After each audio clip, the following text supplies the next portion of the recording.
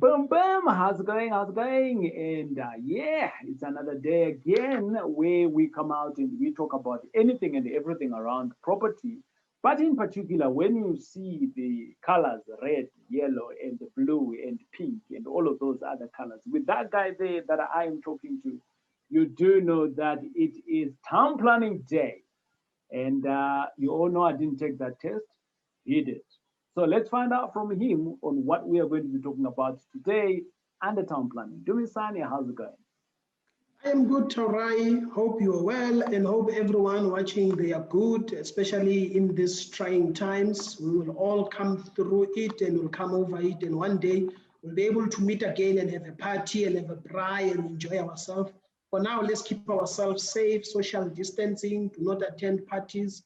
Watch out if you were to go to a funeral, just keep yourself safe. We want you alive even after this pandemic. Fellow South Africans, Dumisani was being serious on that one. Wear your mask.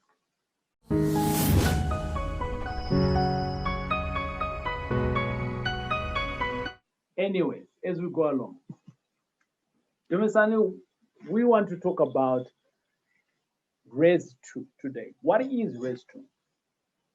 Okay, Res 2, it's just a higher development right than residential one. Remember I said residential one is where you have one unit with an outbuilding, where you have your servant quarters that they would normally stay there. Then Res 2 now, we are just increasing the density. So we are taking the density a bit higher, meaning you can build 2, 3, 4 units on your land, depending on the density that is allocated for that particular area. So you are not going to be restricted to say you can only build one big house and the other ones must be smaller. If your main house was 500 squares, then the other ones that you'll build will be 250 squares or will be, 150 squares. But no, Res 2, it's just saying that you are just now increasing the density to be able to build more. And I would say to a lot of people, this is just for dwelling units. So dwelling units, meaning that try by all means to ensure that you build your normal houses on a sectional title also, without doing a block of flats and all of that. Just build it flat, 1-story, 2-story buildings that would work for you. I'm a little bit confused. So, and I don't know, maybe because I confused residential to so let me ask you a question to clarify my confusion. I stay on I'm gonna give an example, right? I don't stay on a freestanding house. I'm a little bit scared. I stay in a complex. I like the security that comes with it. But if I've got a house, so zoning, or in the entire country, all properties are zoned, right? So maybe let's start off there so that we all know around it. All properties are zoned. They are zoned differently. There is a big project that's now happening within the town council where they're unifying the naming conventions so that all the names are the same. Yes. So it's generally starts off by zoning properties as zoned with agriculture. So the purpose of your land is agriculture. The second one is residential, but residential has got different categories. And because we invest heavily a lot in the residential space, this is why you hear us talking a lot about Res 1, 2, 3, and all of those things. And but it doesn't mean that these are the only options that are there. There's plenty of other industrial and things like that, which we are going to cover in the future. But we're talking about residential 1.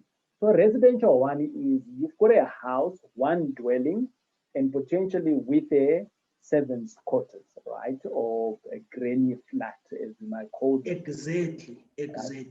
That is Res 1. But now Res 2, Dumisani, you are saying, I've got a house and this house is sitting maybe on a 2,000 squares, whatever the size of the stand is, the earth, right? Yes. I can now build additional dwellings over and above 1 and a granny. Is that what you're saying? Okay, so this is what I'm saying. On a residential one, you have what we call a dwelling house. So here Right. it says a dwelling house means a detached, self-contained, interconnected suite of rooms containing a kitchen and applicable ablution facilities, okay, for a living of a single family, okay, Right. with or without outbuildings, okay. Then on a residential two, we are talking about dwelling units. This one is a dwelling house. Then you're talking about dwelling units with an S, dwelling units, meaning Sure. many, not one. So it's many. And those, they do not have to contain the outbuildings, you see. Like in a complex where you stay, it might be a residential too.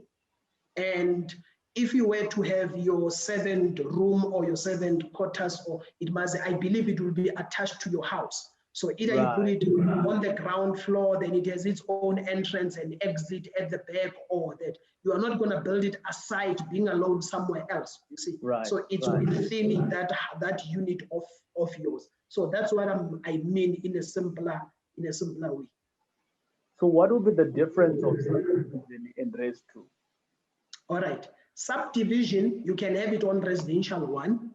And You by can the have it way, on residential. Yes. whilst Dumisan is speaking, the subdivisions, we did a video a while back around subdivisions, and you can check it out on what subdivision is, and you can check it out in more in detail. But here, I'm just wanting us saying that we're talking about res two. To me, in my mind, it almost sounds like res two and subdivision could be one and the same thing. But let's hear from Dumisan here. Yes, a subdivision, it can be done on residential one or on residential two. The Right. subdivision gives you more yield, but it still allows, on residential one, it allows you to still have your servant quarters or your outbuildings. But on residential two, you are still not going to have that use of the outbuildings, you see. It will still be, you'd just be subdividing to increase the number of units, Yeah. but there's Yeah. certain things that you are still not going to get In that you have. In other words, I can do a subdivision and build a house and a servant's quarters. But On residential one. on residential one. However, if I'm in a res two, all I can do now is to have on one earth multiple units. So I'm just increasing the number of units that I've got. Okay, I get it. Yes, yes. So that is what it will be, you see. So whether they are attached, detached, whether they are scattered around, that's what it actually gives you. So most, if not all, but most of the so-called complexes, golf estates, and the likes, they normally go for residential two. Most of them, they go for residential two. However, it still has a subdivisions at times with it, so that they still own their piece of land. 100%. What is the process though now of getting a res two? Or, I mean, we all now understand why we would want to have a res two. Obviously, it's to extend the number of units that you can buy. I mean, build on a unit, on a one piece of stand. But what is the process that goes through into that? We spoke a while ago around processes. Every zoning, every consent, every engagement that you do with the council, it has a process. So on this one, what is the process of either moving from agriculture or from res one, and you are now wanting to go into res two? Okay, the process that one would follow, it will be similar to the one we did just in the recent past of a residential 5, where Right. one will appoint a town planner. The town planner would prepare an application that is called rezoning. So rezoning meaning just to change the current zoning to a higher zoning or to a different zoning. Then the application would be submitted to council, get circulated to various departments. Some of them we spoke about intensely, I think, in the previous videos, to say your sewer, your water, your electricity, your health, and the soil departments, your roads and stormwater, your traffic, all of those, because they have to check when you put your development, what impact does it have on the current services of water in terms of capacity? Do we have enough capacity, or we might need to upgrade?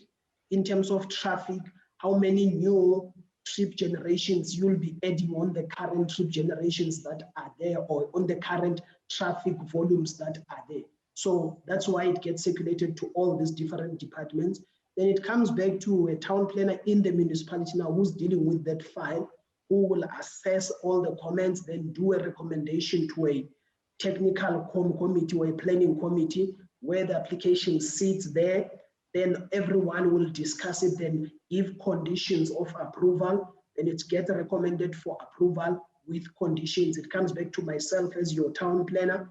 Then I go and collect the approval, assist you in reading some of the conditions to say, here they are saying you must submit a site development plan, or you may not submit, especially on Res 2. I think the other thing that adds a difference, that if you were to develop on residential 2, you must first submit a site development plan for any building that you are going to put. While on residential 1, you don't need a site development plan, you see. Right. So your conditions will come and say, prior to you submitting your building plans, submit a site development plan to just show how the development is going to look.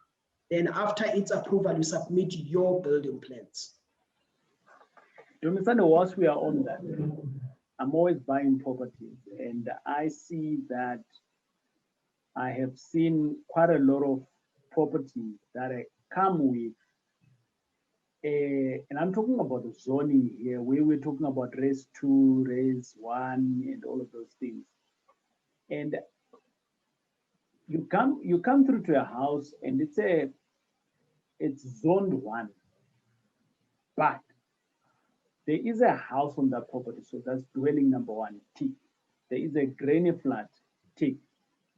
And there's potentially maybe 3 or 4 more cottages or granny flats that have been built on the same property. Fully, it can be a unit on its own, maybe a 2-bed, 1 bath, and maybe another 1-bed, 1 bath, and maybe a room, right? What is that then? Is it still Res 1? Because I mean, if you're to look at it, it's still a Res 1 on paper, but the configuration doesn't speak to Res 1, and yet everything has been approved by the council. So should I be worried when I see such kind of this? Because following our thinking process, and this is just a Taurai, kind of like dumb head I'm wearing on here, I would have thought Res 1 would say a dwelling and granny's flat.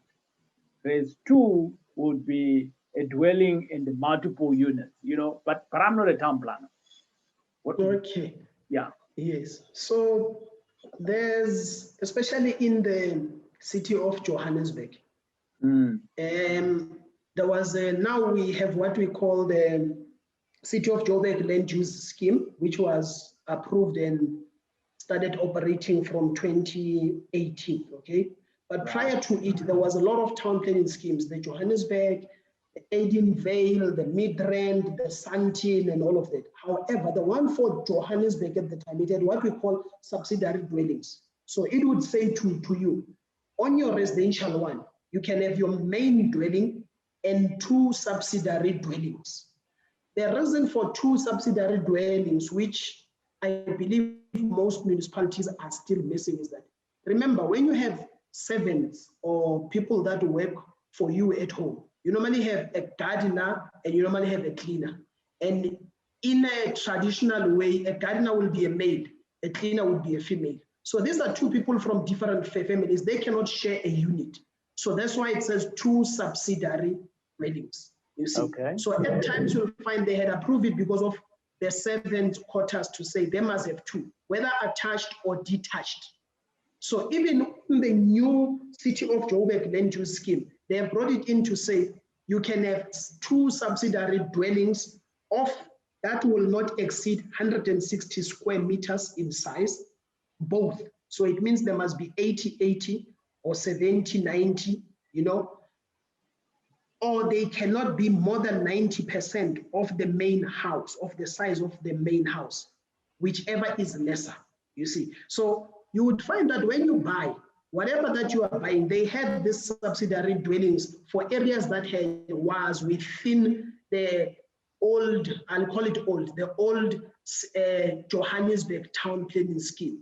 But in other municipalities, one would have to just do a bit of intense research to say, why was that? Because on residential one, you just need a building that is the main house and the servant quarters, unless they had converted a garage into something else. Or alternatively, what they would have done, they would have applied for what we call a second dwelling.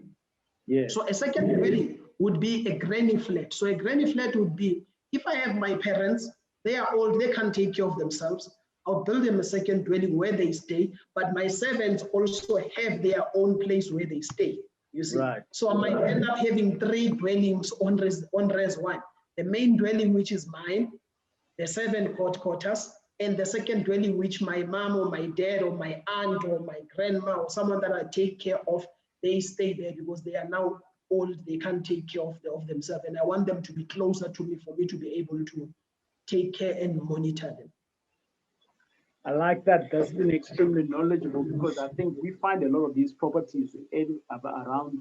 And the question now that we are learning on all of these things, the question that then comes to mind is, am I buying the right thing?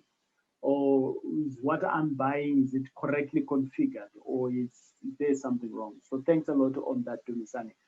Ladies and gentlemen, bam, bam, you've heard it from Dumisani. Today we were talking about Res 2. And we went in depth around this. And if you're one of those people who are wanting to buy a piece of land somewhere, or maybe you already have a house with a humongous stand, or you maybe own a farm, or your grandfather owns a farm, now you know what is the process to actually just convert it from what res it is now, or maybe agriculture, from whatever zoning it is, into res 2. It's pretty easy.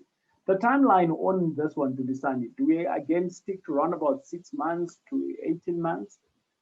Yes, you are looking at about 6 to 12 months. And Right. also, yes, and also just take into account that anything that is agricultural, that is a farm, you would need to go through now a little bit different process because it's not within an approved township. So that you might need to do a township before it gets the right for res 2. Yes. Also, there's a different layer that we need to go past. Yes. Is that a step 1, or is it like in parallel? Okay, that would, when you do your township, it will be, I'm doing a township for residential 2, not for residential 1. So it's just one single application, because anything that you are moving from res 1 to res 2, 3, 4, and 5, those are within an approved township. That's when you can do a rezoning.